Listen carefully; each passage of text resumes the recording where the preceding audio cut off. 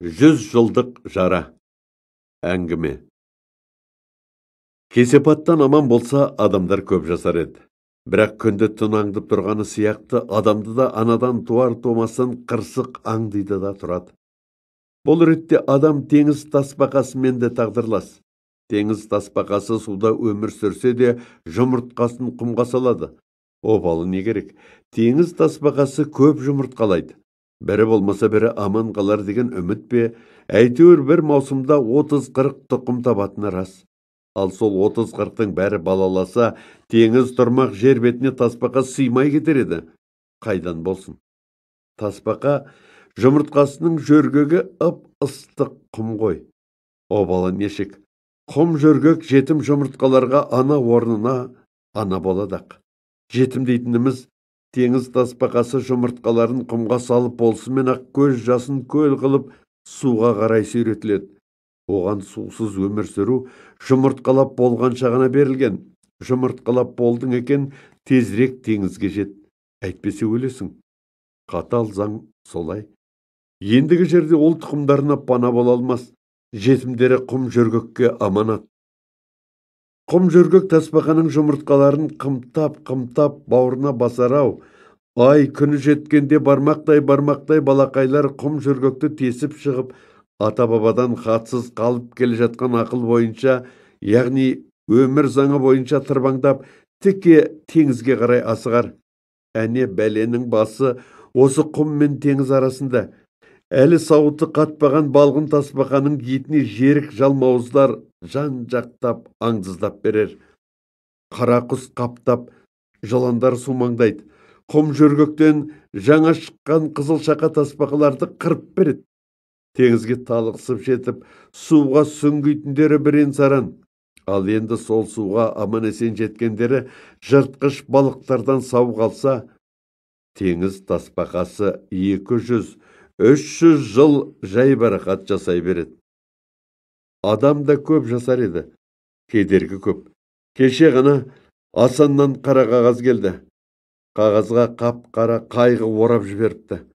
Ал сол асан оқ тимесе ең кемі 100 жасайтын қаранардың өзі еді. Жарасы тырнақ-таяқ болса да, оқтан өткір ажал жоқ. Ағаш та адам тақылеттес. Тамырына балта, өзегіне өрт тимесе, жұлынын құрт кемірмесе, жасын түсіп жайрамаса, ағаш көп жасайды. Алатаудың Ташкентке жетер-жетпес құйрығында жатқан жанатты бостандық жерінде бір шынар тұр. Өзбектер тақта қағып, жазу жазып қойыпты. Сөйтсе сол шынарды ақсақ темір көрген екен.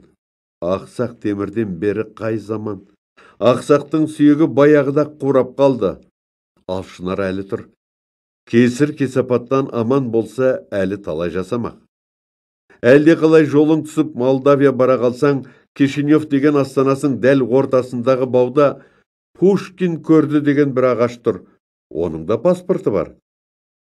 Дәл сондай Байшынар біздің Мыңбұлақтың Шоқыбас сайының өңірінде де бар. Мыңбұлақ бостандық емес әрине.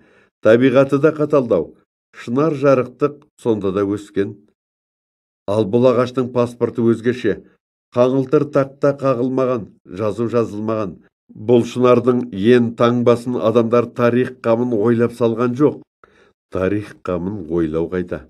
Ақпан айының ақ мылтығы фашистердің оғындай қаңғыбас, қағымды болатын. Ақ мылтық әсіресе 43-ші жылдың қысында құтырып кетті. Батыстағы қара мылтықтан қалыспаймын дегендей, апталап 6 күн қатарында соғатын сойқанды шығарды. Жау жағадан алғанда бөрітектен. Мыңбұлақтың бөрісі боран болды. Мыңбұлақ отқа жағары таусылды. Ақ боран азнап тұрса, отын таусылып, пештің қуысы уілдеп ұлып тұрса, адам байғұс өз сирағын шауып жаққысы келеді екен. Ал бірақ өз сирағын өзі шаба алмайды. Енді не істейді? Сұрапылдан бетер азынаған азынаулақ малға адамдар тоқал тамдарынан бұғатындағы ескі қамыс пен сабанды суырып бере бастады. Бұғат ағаштың өзін отқа жақты. Ал бұғат ағаш пен бұғат қамыс таусылғанда не істейді жұрт? Соғысқа дейін бұл ауылда түтін басы сайын бір-бір киіз үй бар еді. Бәрі бірдей алты қанат ақ боз үй болмаса да, әркімнің басына шошайтары бар болатын. Сәуір туа, сол үйлер аспантау алқымындағы қызғалдақ жамылған жайлауға көшетін. Көшпенді өмірдің соңы сол болған шығар. Өйткені 43-тің қысында жұрт киіз үйлерінің сүйегін, керегесін, уығын отқа жаға бастады. Бұл жақсылық емес екенін біле тұра, бүгіннің өлмес қамын ойлады. Ертеңнен де үміткер. Ертең соғыс бітер-ақ, жарылқап күн туар, сонда киіз үй де табылар деген. Бірақ соғыстан кейін ешкім қайтып киіз үй тікпеді.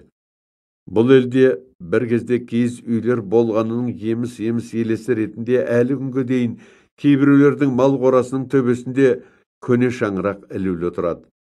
Соғыс пен боран қанша қасарысса да, мыңбұлақтықтар киіз үйдің шаңырағын отқа жағуға дәті шыдамаған. Шаңырақ жағылғанша сирақтың шабылған артық. Отқа шаңырақты қимаған жұрт мыңбұлақтың қарқарадай қасиетті, бір күндегі үкідей аяулысы Бақтияр баба бағына ауыз салып балта шаба бастады. Әуелі бір-біріне, «Әй, әруақ құдайдан қорқсаңдаршы» деп еді. Артынан бұл сөз отын болмайтынына көздері жеткен соң тілдерін тістеп Бақтияр бағына жаппай тиіскен. Әуелі майда шілік қиылды. Содан сүмбіл тал, мәжінін тал, сөгеті тал сөгілді. Енді киіз үйге уық кереге қайдан болсын. Артынан ақ терек, көк терек қырқылды. Ал айналаса тып-типыл жалаңаштанып, жалғыз өзі аспандап қалған Байшынарға балта шабуға ешкімнің батылы бармады. Сүмбіл талды балтамен отаған түні әлдекімдер боран арасынан ыңырсып, кейде шыңғырып жылағандай болды деседі. Талда жанбақ болушы еді бар ғой, бірақ оны біліп түсіну үшін адам сезімі әлі жетіліп болмаса керек. Адам баласы әлі балаң шақта шығар, әлі ақыл есі толыспаған болар. Ал тал дарақ дүниеге адамдардан әлдеқайда ерте келген. Өзінен көп кейін туған адамға сая болғаннан басқа, қару жарағы, тіпті туасы қара бесігі болғаннан басқа жазығы жоқ. Жасыл жапырақ жайып, ауаны жұпармен байытып, адам тынысын ашқаннан басқа, бауыры иіп, тамырынан бұлақ ағызғаннан басқа не кінәсі бар? Ағаш баласы өзінен өзі адамға барып тиісіпті, басын жарып, көзін шығарыпты дегенді ешкім естіген емес. Бақтияр бағында жазда бүлдірген елжіреп пісіп, пісігі өтіп кеткендей кезіліп қызғылтым жылға болып ағар еді. Тал-талдың арасында баланың бөркіндей қозы құйрық тұнып тұратын. Қозы құйрықтың қадірін орыстар мен немістер біледі екен. Боранды бекеттен келіп қап-қабымен алып кететін. Бақтияр бағының шипалы шөптерінің шапағатын Мыңбұлақ халқы Кенжегүл кемпірден көрер еді. Кенжегүл кемпір орманнан шай шөп, дермене, күшала, шашыратқы, адыраспан, киік оты, теке сақал, қылша, көке марал теріп ылғида, «Әккай, гәккой, ай, когда солдат домой, ай» деп ыңылдап жүргенде ешкім елемейді де, бала шағысына тұмау көкжөтел тиіп, дімкастан сақ болды. Кенжегүл естеріне түсіп, Тәуіп кемпірдің жартыкеш үйіне қарай жүгіретін. Бауышы тола түйе жапырақ өсереді. Түйе жапырақ Мыңбұлақтың соғыс кезінде жанып кеткен киіз үйлерінің туырлықтарындай қалың бозғылт болып келеді. Сансыз құстардың саңғырсынан түйе жапырақ ақ таңдақтанып жатар еді. Жапырақ саңғырықпен қоса шіріп, топыраққа сіңіп, жерді тыңайта беретін. Кейін колхоз сол жерді жыртып картоп еккенде, бұрын соңды еш елде, еш жерде болмаған өнім алып, звено бастығы герой атанды ғой. Қайран Бақтияр бауы. Қысы жазы қос базар сонда. Әсіресе жаз баласы қостың салған ұясы көп пе, әлде ағаштардың жапырағы көп пе, айырып болмас ну еді. Ертеректе қаршыға, ителгі, тұрымтай ұялайды екен. Әсіресе үкі көп болады екен. Ал үкі жүрген жер киелі деседі. Үкіні қыз келіншек, сал серілер тек сәндікке ғана тақпас. Сәндік үшін үкіден гөрі қырғауылдың яки көк қарғаның қауырсыны әлдеқайда әдемі емес пе? Бірақ қырғауыл тағып жүрген кім бар?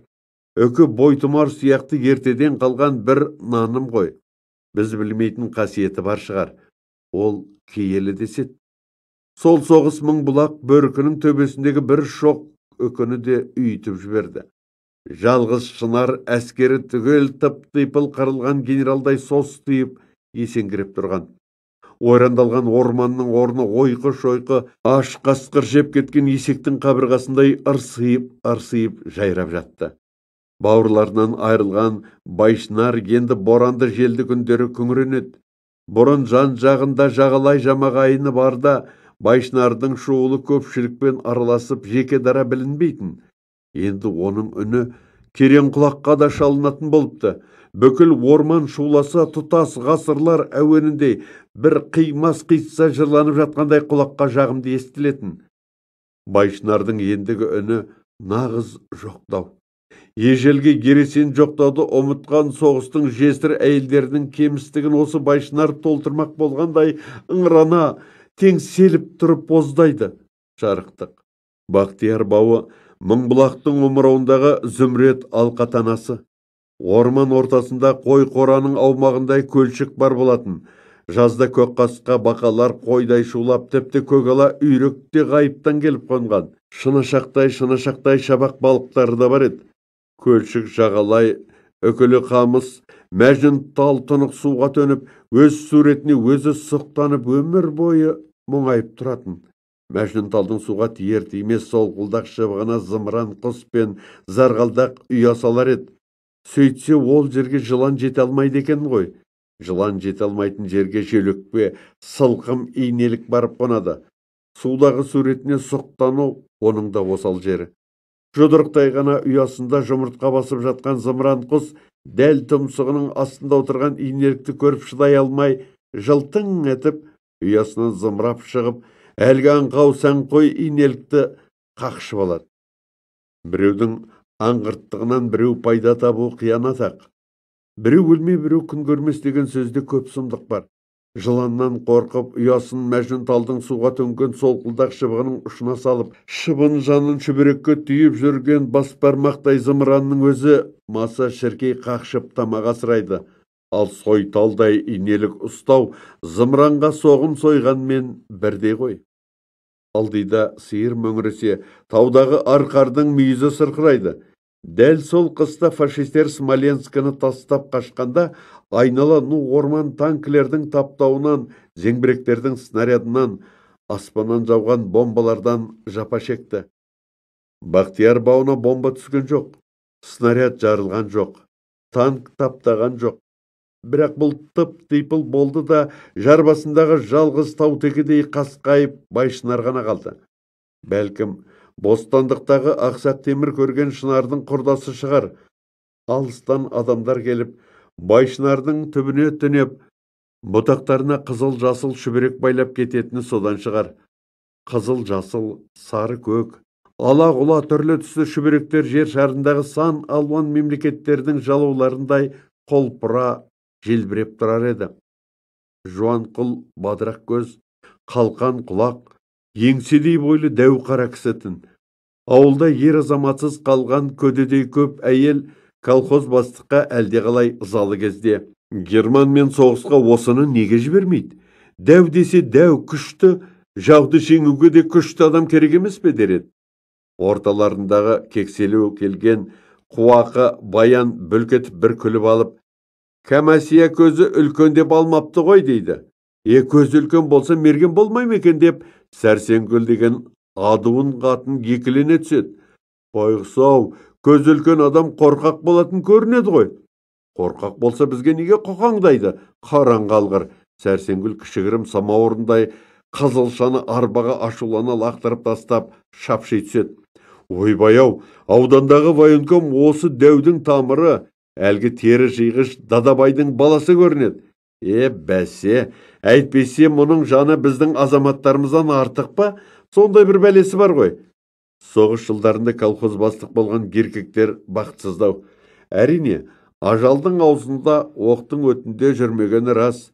Сөйтсе де олар әлденеден секемшіл, 12 мүшесі түгел бола тұра әлдеқалай мүгедектеу. Бастыққа іштей бір азап бар. Жегідей жеген тозақ азап. Содан да болар. Кейде Жуанқұл ауданға барғанда Дадабай досының үйінен араққа сылқия тойып алып, боз айғырды қан сорпа қылып ауылға ақиланып қайтатын. Ондайда оның жолында ербиіп тұрмаған артық. Адам емес, албасты көргендей боз айғырға омыраулата тап-тап кетеді. Бір күні Жуанқұл Дадабай досы екеуі ауданнан қос ат жеккен шанамен келді. Қастарында қаба сақал бар. Боз айғыр арбаның артына байлаулы. Шана әдеттегідей бастықтың үйіне тоқтамай, Шоқыбас сайының өрінде Мыңбұлақтың Кемтар ауылының сақшысындай болып тұрған Байшынарға қарай беттеді. Бұл жүрісті жұрттан бұрын көріп қойған Кенжегүл кемпір жар басындағы жартыкеш үйінің үстіне ыршып шығып, «Аттан, Бақтияр, аттан! Бақтияр, Бақтияр!» деп айғай салды. Оның бұл алас-қалас ұранын Бақтияр баба естіді ме, естімеді ме, ол тірі жанға белгісіз. Ал тірілерден әлгі Кенжегүл кемпірдің әзірейіл даусын темір дүкендегі ақсақ Ахмет анық естті. Әзірге Мыңбұлақтан майданға кеткен 60 азаматтан елге қайтқан 2-3 ақсақ-тоқсақтың бірі осы Ахмет. Балдағына сүйеніп үш аяқтап, есіктің көзіне шығып еді, қызыл шұнақ аяз жалап тұр екен. Қызыл бетін қарып-қарып алды. Алаулаған көмір шоқтан қып-қызыл темірді кеспектегі суға салғандай қарыды. Аш-шайқайына бүкіл ауылдан ербиіп ұста Ахмет шыққанын көріп Кенжегүл, «Аттан, Ахмет, аттан! Германмен соғысып, аяғыңды аямағанда, енді саудагер Дадабай мен имансыз Жуанқұлдан қорқасың ба? Аттан!» деп жанталасты. «Ахмет, бір аяғың немісте, бір аяғың кебісте, аттан!» Аттан дегенде міне салып шабатын аты жоқ. Жаяу талай жер. Әрі десе күртік қар, балдақпен үш аяқтап жету қайда. Аттан дегенге ата жөнелмей, Ахмет әліптің артын бақты. Бақсы кемпірдің бай баламы рас екен. Жуанқұл, Дадабай, жандарында қаба сақал, ебіл-дебіл дереу іске кірісіп те кетті. Кісі бойы келетін өткір ара, қыстың қызусыз күніне жарқ етіп бір шағылысты да Байшынардың бауыздау алқымына барып тірелді. Айбалта мен өткір ара жалаңдатқан үшеуді қосақтай болғанда, үшеуінің жуандығы Байшынардың жуандығына жетпес еді. Үшеуі де масаңдау. Әйтпесе жай арамен мұндай Байшынарды құлату оңай шаруа емес екенін білер еді ғой. Мас болса да қаба сақал естілеу екен. «О, алып қой мынау, мұны қайтып құлатамыз» деп күмәнданды. Құлатқанның өзінде қалай кеспектейміз? Бір колхоз жиналмаса, біз тындыратын шаруа емес. Біз кім? Пілдің жанындағы тышқан сияқтымыз. Әй, қаба сақал, сол пілдің тышқаннан қорқатынын білмеймісің? Әйда деп, Дадабай араның бір басын өзі ұстады. Байшынар көп заманды көрген, көпті көрген көсем болады. Ал көсемді қайғы қасіретсіз, тағдыры тауқыметсіз болмас. Сондықтан да піл сауырлы қабығы қатпар-қатпар әжімге тол еді. Тауқымет тартқан, тіршілікте көп хикмет көрген адамның маңдайындағы әжімнен де Байшынар қабығының әжімі қалың болатын. Сол қатпар қабықтың өзіне алмастай ара әрең-пәрең із салды. Мына үшеудің аузынан мүңкіген арақтың иісінен басқа бір түйір қоспасы жоқ саф ауа алғаш тартылғанда дірете қалды. Ташкенттің базарындағы саудагер сарт матаны кездемеге салып, дарр еткізіп жартып кеп жібергендей бір дыбыс тынық ауаны тіліп түсті. Байшынардың тұла бойы дір-дір етті. Жауыр жарасына шыбын қонған аттың арқасы осылай дірілдер еді. Жалаңдаған ара қасірет әжімді қалың қабықтан өтіп, жалаңаш етке тигенде ара үнімен қосылып сыңсыған бір дыбыс бүкіл Мыңбұлақтың аспанында сусыды. Әне сонда барып, ақсақ темір дүкеннің алдындағы қисық арбаға шығып, «Әй!» деп саңқ етті. Аязды ауада шымшықтың шиқ еткені тана мен сонаға естіледі. Ал ақсақ Ахметке біраз дауыс бар болатын. Әрі десе жай айқай емес, іштен дүмпіп, атқи шыққан ашулы дауыс еді. Байшынарды бауыздап жатқан үшеу темір ұста жаққа жалт қарады.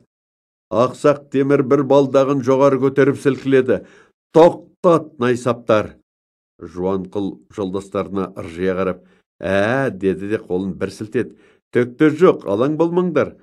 Жар басындағы жартыкеш үйдің төбесінде Кенжегүл кемпір аттан деп даусы қырылдап барып үзіліп кетті. Үні шықпай қалған шығар. Жартыкеш үй өртеніп бара жатқандай сатымен түсуге де дегбірі жетпей, күресін күртік қарға кемпір басымен секіріп түсті. Қолтығына дейін батып кеткен қардан әрең малтығып шығып, алас, алас деп қырылдап алға ұмтылды. Жуанқұл, Қабасақал, Дадабай үшеуі кезектесіп, Болат араны Бәйтеректің тәніне батыра түсті. Бірақ бірнеше 100 жыл жасаған шынар ағаш тым қатты екен, темірмен темірді кескендей бір сұмдық шиқыл шықты. Мұна араның бұл сұрапыл ағашқа әл дәрмені жетпейтіні белгілі болды. Мен Сібірде талай қарағайды құлатып едім, мұнандай нәлетті көрген емеспін, деді Қабасақал. Сөйтіп ол басын көтеріп, маңдайының терін күректей алақанымен сүрте бергенде жарқ етіп аспан тау көзіне шалды. Талай жылдан бері осы таудың бауырында өмір сүріп келе жатса да, оны Қабасақал тұңғыш рет байқағандай шегін тарта таң қалды. О құдайым-ай, міне нағыз ара. Мына нәлет ағашты қырқуға әне анандай ара керек деп достарына аспан тауды нұсқады. Көбінесе бұлт бүркеп, мұнар тұтып тұратын аспан тау бүгін аппақ күмістей жарқырап, ап-анық асқақтап кетіпті. Шоқылы шынары аспанның қатар-қатар өткір түсіндей тізіліп тұр екен. Амал жоқ, ондай ара табылмапты, деді Қабасақал. Аспан таудың сосынан сескенгендей, көзі тез тайқып, шалымы кетпендей дәу балтаны қолын алды. Араның әлі келмейді. Балталаймыз. Кәне шап, сені текке жалдадық па, деп Дадабай ұмсына түсті. Араның ауасы ұсылдатқан азаңа тыйылып, енді шаңқ-шаңқ еткен тажал даусы шықты. Өткір балта ағаш дәніне кейде 1 сантиметр батып, кейде шаңқ етіп тайып кетеді. Тасқа тигендей тайып кеткен балта бірде Қабасақалдың тобығына қадала жаздады. Тағы да болса, қалың пима жанын сақтап қалды. Енді Қабасақал аяғын алшайтып тұрып, сақтана соғатын болды. Балта тиген сайын шынардың 9 тармақ бұтақтары мен одан өрбіген сансыз бұтақшалар болар-болмас сілкініп дір-дір етеді. Бұтақшаларға байланған қызыл, жасыл, көк сары шүберектер пейіштегі тоты құстың қауырсындарындай кемпір қоса қатып желбірей түседі. Ұра берсе құдайды өледі демекші бір жерге қайырымсыз қара күш төпей берген соң Байшынардың бүйірінен кәдімгідей үңгір пайда болды. Қабасақал ақыры әл дәрмені бітіп, балтаны лақтыра тастап, тапталған жентек қарға отыра кетті. Отыра кетті де қарамайдан жылтыраған фуфайкасының қалтасынан махорка алып, газет қиындысынан жуан орап, ши шақпақ шағып, шылымын тұтатты. Ащы көк түтін аузынан будақ-будақ шыға беріп, қалың Қабасақалдың арасына біраз сіңіп кетіп, қалғаны ауада қалқып жүріп ғайып болып жатты. Қабасақал басына бір керемет ой келгендей, емпеңдей түрегелді де, мен қазір, деді. Пимас қарға малтығып, шанаға барды. Бағанадан бері мүлгіп тұрған аттар пысқырынып, құлақтарын қайшылады. Шанадағы шөптің астында жатқан дорбадан бір шиша жермай алып шықты. Жуанқұл мен Дадабай арақ екен деп қалып еді. Қабасақал ай-шайға қарамастан жермайды балта шапқан қоқса түгел төкті де отты қойып жіберіп өзі тұра қашты. Қуыстан қып-қызыл арыстан шапшып шыққандай отты шарлар лап ете қалды. Артынша қара түтін бүркетті. Алғашқы қартыннан соң от әлгі қуысты кеулеп біразға дейін маздады. Ойбай сорлау, бүкіл ағаш өртеніп кетсе қайтесің, деп Жуанқұл сасып қалды. Қайдан, деп Қабасақал шылымды қарға түкіріп тастады. Бұлар оттың әлегімен байқамаған екен. Ойылған қардың сықыры жер сілкіндіргендей болғанға жалт қарасып еді, айнала толы адамдар анталап келіп қалған екен. Алдында 2 балдағы қарға бойлай кіріп кетіп, арасынан жалғыз аяғы серең-серең етіп Ахмет ұста келеді. Селеу шашты жайып жіберіп, 2 қолын өкінің қанатындай қақырата сермеп, Кенжегүл кемпір зікірін салып, аттандап, асынап, омбығарды теңіз кешкендей еседі. Көбінесе түсініксіз зікірдің арасынан ара-тұра зәрлі қарғыс естіледі. Аяғыңа аш шегің шырмалып, тобығыңа тоқ шегің оралсын. Жұлыныңды қарабас ақ құрт кемірсін. Бастарын орамалмен шандып алған қатындар айыр күрек көсеуге дейін қаруланып, қаһарланып алыпты. Жуанқұл, Қабасақал, Дадабай, танкілер қаптап кетердей жаман қорыққаны сонша, ара мен балтаны алуға да шамалары келмей шанаға таласа тармаса мініп, жайбарақат жалығып тұрған аттарды аямай сабалап, көздерін ақилатып, зытып берді. Тек былай шыға бере Жуанқұл, сендерді ме, сендерді Трут армияға айдатам деп жұдырығын сілтеді. Содан бері де 40 жылдан асып кетті. Енді бұл дүниеде Ахмет те, Кенжегүл кемпір де жоқ. Жатқан жерлері жанат болсын. Ал Жуанқұл әлі тірі. Баяғы Байшынар тірі, қасқайып тұр. Бірақ екеуі де жарадар. Байшынардың бір бүйірі әлі үңірейіп, қап-қара шор болып тұрады. Тоғыз тарау төбесі түгел жапырақ жайғанда, көлеңкесіне бір колхоздың адамы түгел сыйып кетердей әлі жайқалады жарықтық. Тек қыста Шақпақтаудың атақты ақ мылтық дауылы соққандай, Байшынардың сансыз бұтақтары баяғыдай маңырап шулап жатады. Сол қалың шудың арасынан құлаққа ыңырсыған сарын естіледі. Баяғы балта шапқан жара сырқырайды. Сол кезде төсегінде Жуанқұлда бебеулеп жатады.